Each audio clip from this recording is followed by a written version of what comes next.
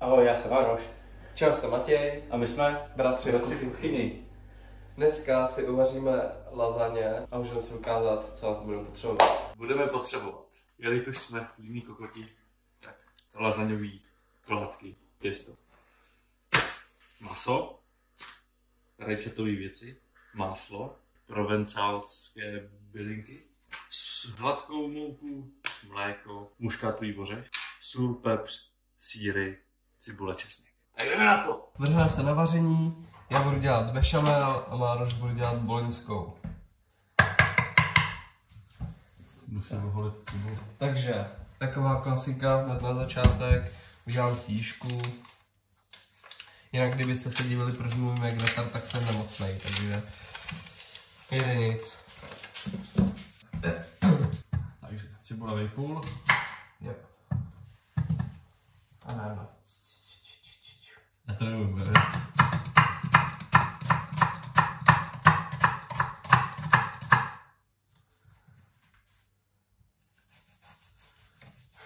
Já to nevím.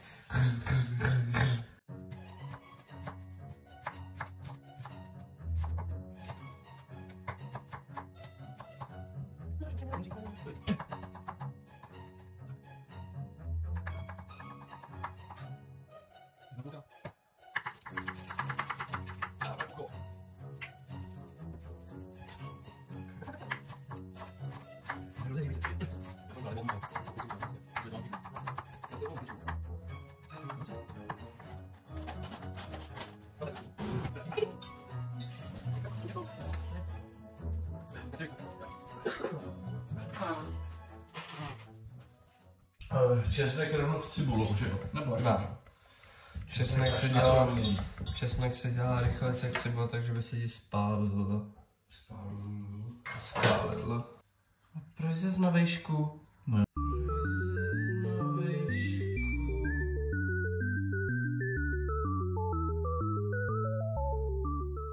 Tady se mi rozpouští máslo, za chvilku už bude rozpuštěné, takže si tam dám pak mouku, ať se mi udělá jížka.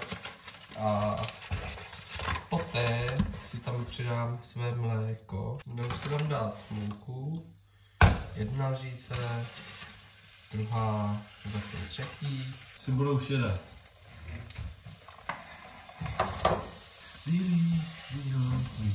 A teď si do své jížky naleju postupně mlíko. Uvidíme prostě kolik, tak jak to bude hustý a nehustý.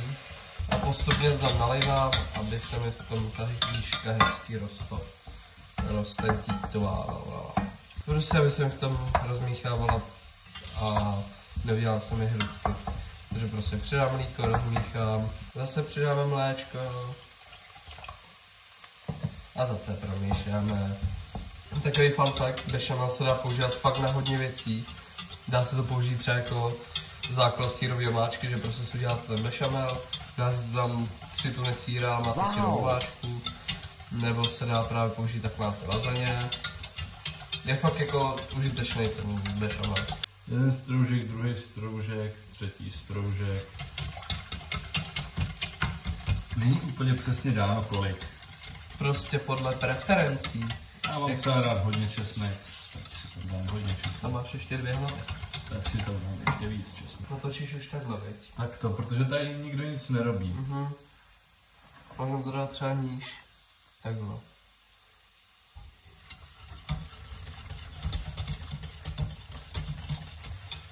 No budou vidět půlky. Jo. Cibulka už má střední barvu. Jinak se přidává důležitější ingredience. Česnek pak tam dáš protlák.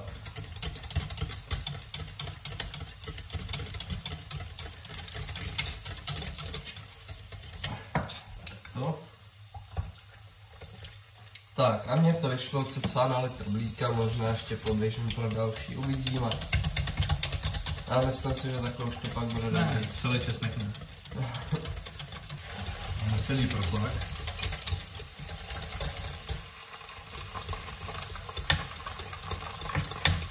Tak trošku o tom prošmudluj. Zase ten protlak je dobrý zarestovat, aby nebyl ve finále tak jakoby kyselý. že se z něj taky sos vypaří. A pak si to vlastně buď můžete vytáhnout nebo hodit maso do toho, ale já mám radši, když to jako vytáhnu, abych to maso pořádně jakoby zarestoval, aby se mi hned nedostalo. Syrově bešamelu přidám sůl, nějaký ten perč, zamiešám. Tak. Omáčečičku vytahujeme. Tak a teď si tam nastrouhám trochu toho muškátového ořechu. Fakt stačí jenom trochu, protože je dost aromatický. Maso si tady trošku to. Než to nadělíme. To je úplně jedno. Ono, ať to nemusíš, já to tak dělám, abych si pak nemusel dojedat s tou vařečkou. To dělám třeba vařečku, ať ukážu úplně lifehack. My dáme papír, mezitím si přidám aspoň jenom perč. One eternity later. Jak ty musíš furt něco dělat. Musím furt něco míchat. No když se na to nakouříš a vezmeš si tohle. OK. Co? Tak, to je takový můj lifehack tohle. Ale já nepotřebuju už lifehacky. Ale ty vole, to nás tam chceš mít co nejmenší, vole. Takže to rozmačkáš pak tím vole. Like, odběr, koment, zvoneček. Tak a ve finále nám vznikne takhle krémová omáčka prostě. Teď si to rozmělním, to je co nejmenší, ať nemám žádný čánky masa.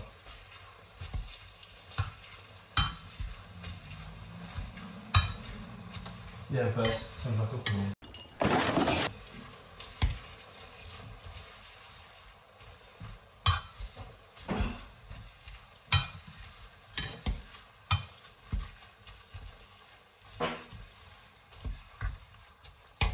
No Matěj. To jsem nebyl já. Nemocí neprděj. Jo, to jsi kde slyšel jsi. Teď a tady. Tak já už bych tam si klidně přidal všechno rajčatový, co máme. A nechal to už jen tak provářet. Já otevřu. Počkej. Gehekty tomaten in Tomatensaft. Tomaten. Tomatensaft otevřu.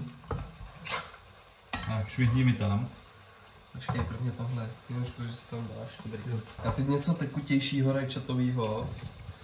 Tady máme drcený rajčata. Koupaný. A to má ten pasírovaný rajčata. A nalejem to tam. Ještě tam byto. Výplach. No. To je moc. Ty seš moc. Ještě si tam přidám nějaký bylinky. Já tady mám provencálský. A bazalku třeba? To máš to všechno. Jo, dobře. Hele, všechno, co tady je, jo. Tymián, bazalka, rozmarín, majoránka, saturejka, bobkový list, šalvěj, celer, hořčice, lepek, soja, arašídy. No tak sypej. Tak, nasypat, zamíchat a nechat vyvařit, probublávat. Tak, a aby to bylo víc aromatický, ty bylinky taky takhle jakoby rozdrtím v ruce. Nejlepší by byly čerství, Je to tak. ale nejsou. Je zima, venku jim neroste, všechno je umrzlý. Ale v létě budeme pěstovat, to se nebojte. Jiný bylinky. Tak. Teď to promícháme, zaklopíme a necháme dusit takovou půl hoďku. A pak se vrhneme na skládání. Takže jsme zpátky, omáčka už je provařená hezky, dobrá, mňam, výborná, dochucovali jsme ještě něco málo. Tak a tady máme náš bešamel, sice trošku vychlatal, to nevadí. A můžeme si to jít ládovat do naší misky. Úplně jednoduchá věc. Já třeba každý to dělá jinak, ale já vždycky začínám bešamel, takže jsem tak jako rozetřu na tom spodku. Jo. Takhle trochu bešamelu. A na to těstoviny. Tak, jeden. Tak, zlomím si to. Tak, dva. Když je to přes sebe, nevadí to. Tak. Tak. Tak a zase. Bešamel. Rozpatlán. Teď sem dám naší masovou směs. Tak a zase těstoviny.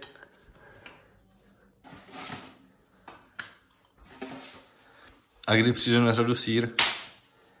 Sýr můžeme dát doprostřed a navrch, anebo jenom navrch. Já ho většinou dávám aj. Záleží, kolik ho mám. Dobře. Tak. A takhle to furt opakujeme.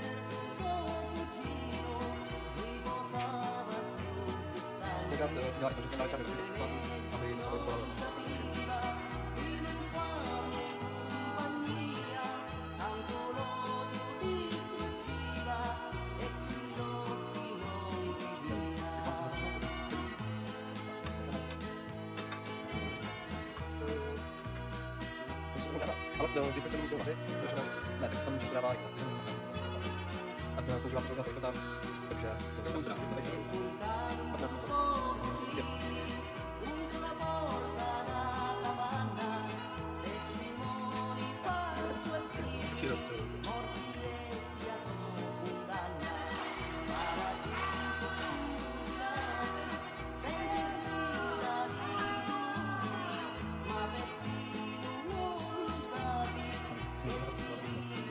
To je jako, proč se to že se dává, no, se to dává.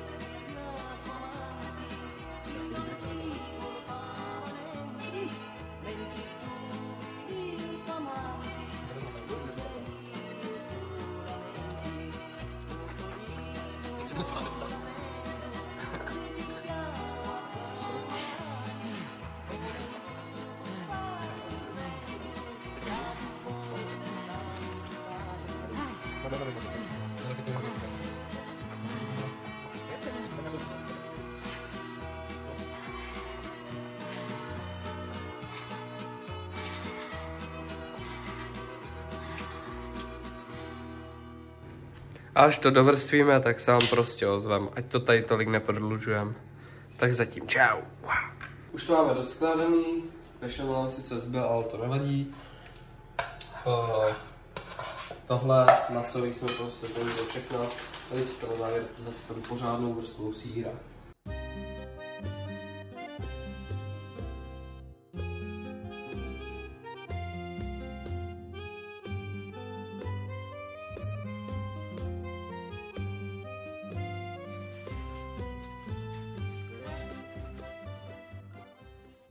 Tak, teď si to buď můžeme nebo nemusíme přikrýt, záleží, co máme třeba za sýr, nebo jak to budeme mít dlouho v trubě.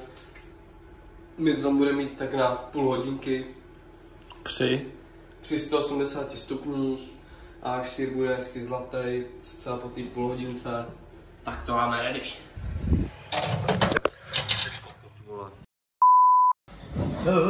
Ochutnávka. Takže jsme tady o pár hodin později. Tak dobrou chuť. Dobrou chuť. Jdem na to.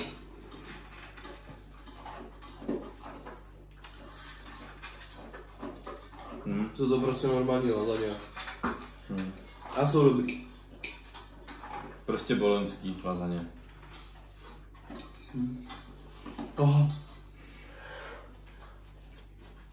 Recept good. Takže tady s tou ochutnávkou se s vámi loučíme. Uvidíme se u dalšího videa. Nezapomeňte lajkovat, odebírat, sdílet kamarádům a rodině a dávat zvonečky, ding dong. Takže u dalšího videa ahoj. Čau. Ahoj.